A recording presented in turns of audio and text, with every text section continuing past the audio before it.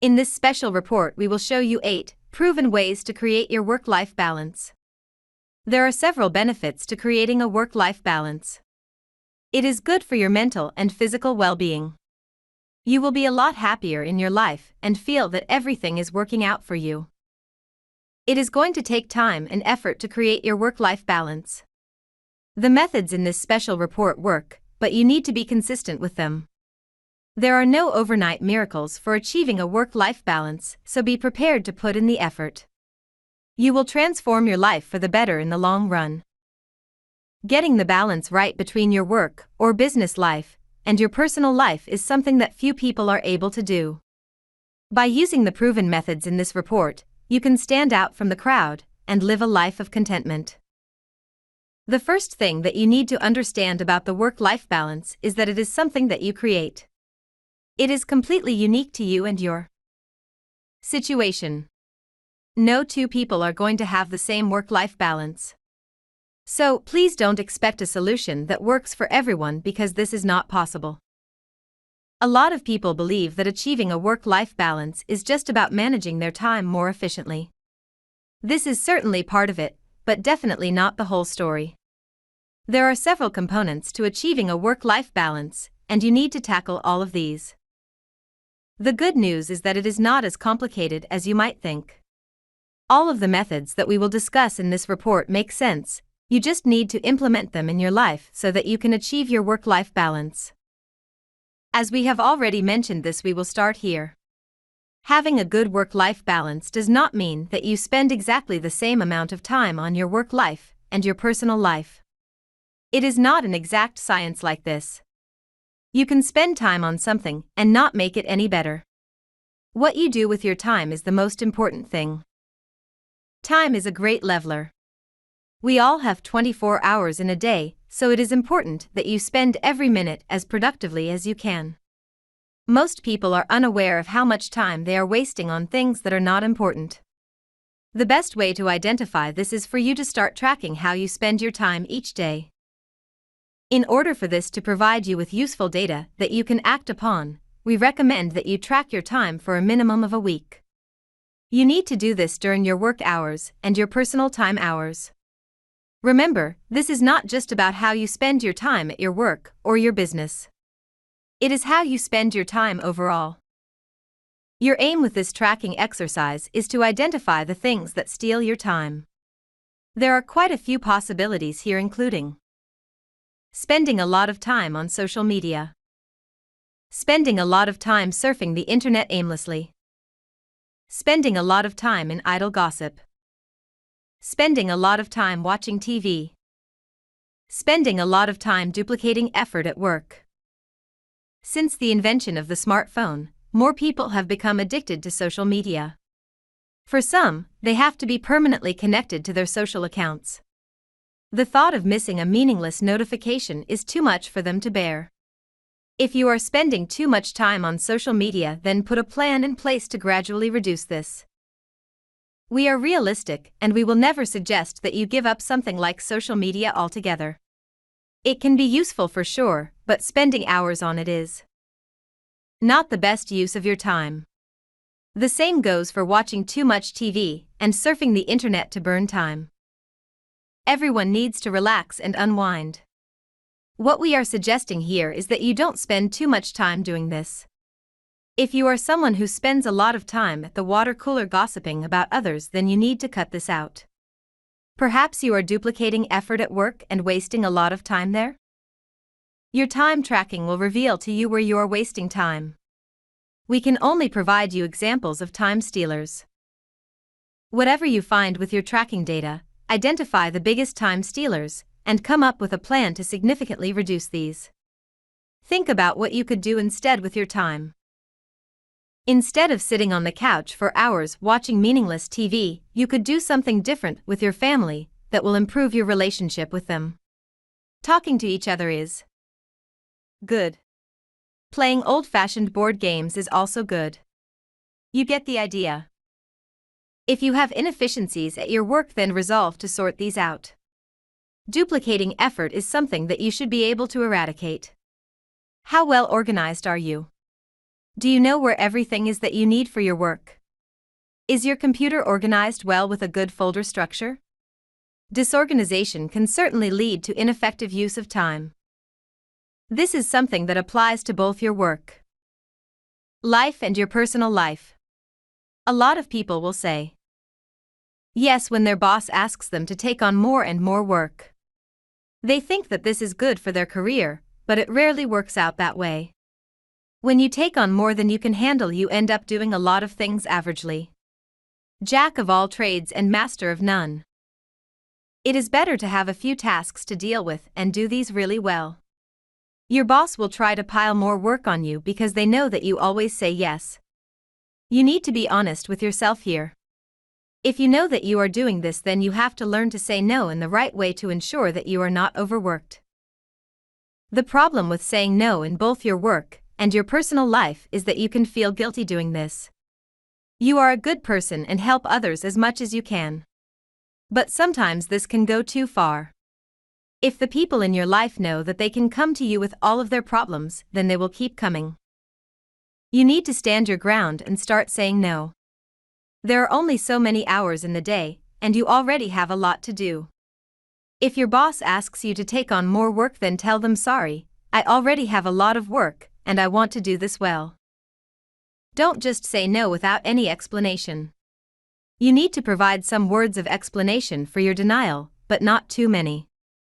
People that feel guilty about saying no often go into a lengthy explanation as to why they cannot help. This is unnecessary.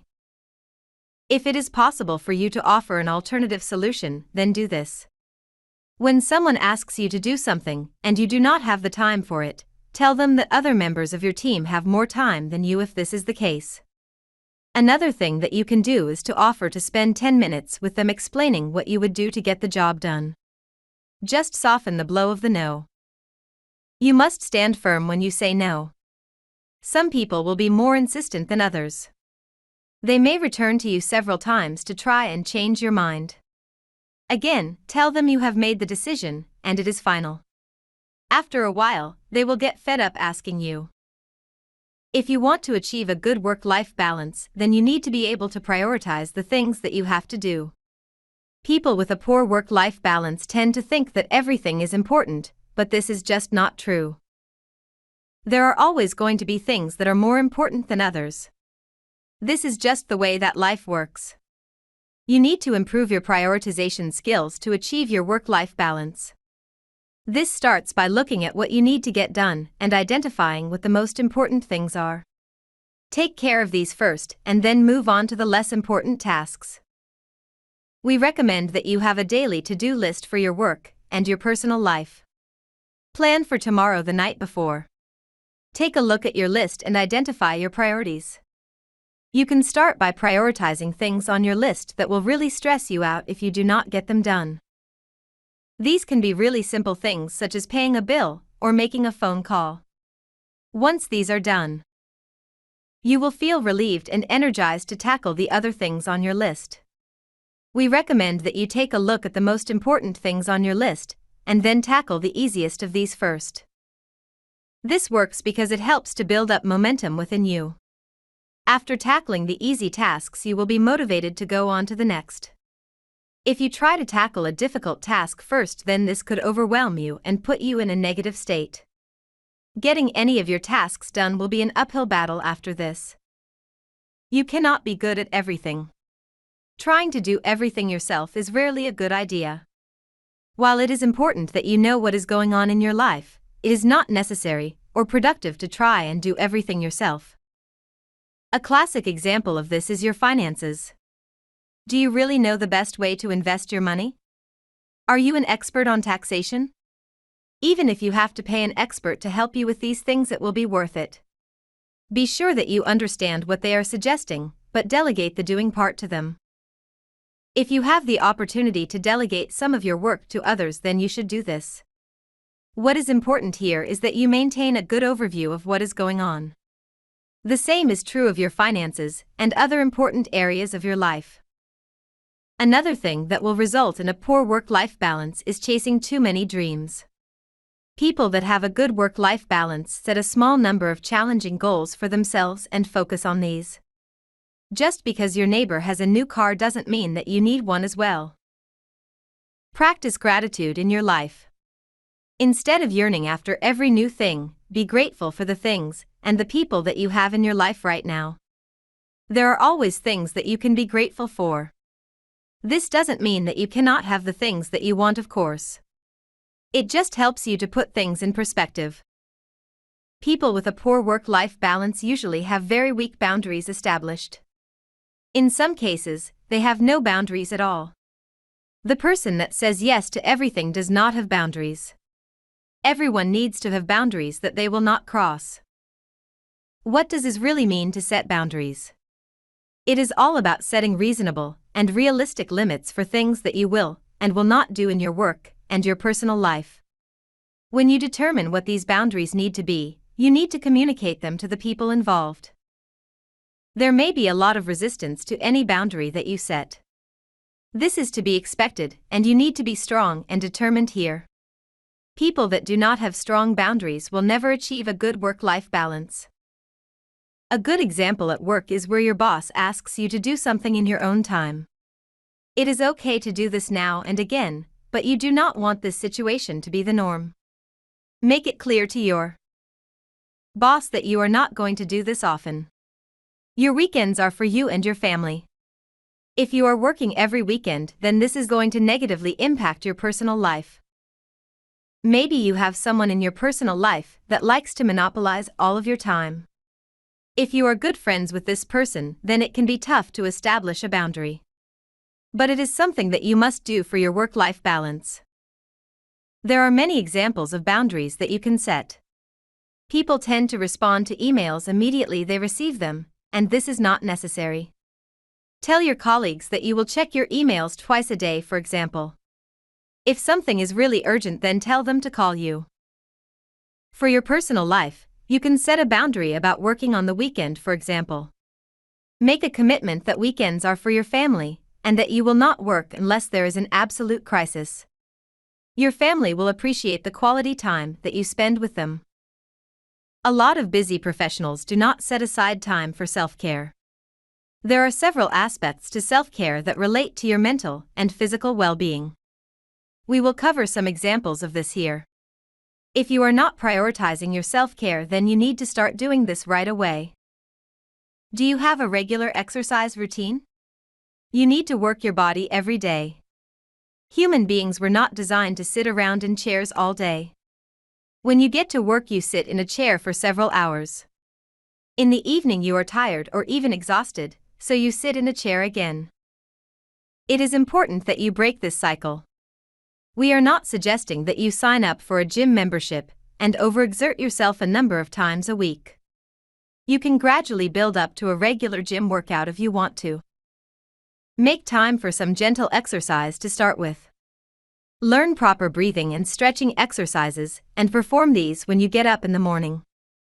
This is a great way to get your circulation flowing.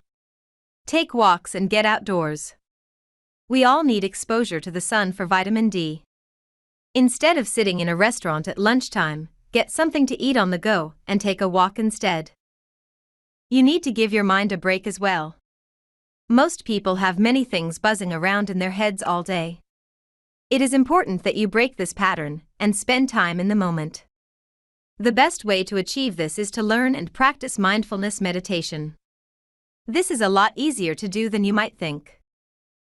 With mindfulness meditation, you will ground yourself in the moment. Your focus will be on the things that are around you. You will stop any thoughts about the past or your future. This will clear your mind and enable you to think a lot more clearly.